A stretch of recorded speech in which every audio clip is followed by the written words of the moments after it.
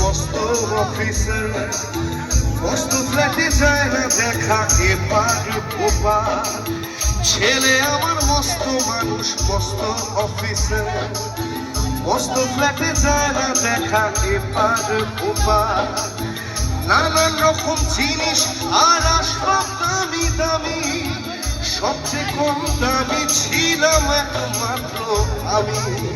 ছেলের আবার আমার প্রতি অগাধ সম্ভব, আমার ঠিকানা তাই বৃদ্ধাশ্রম।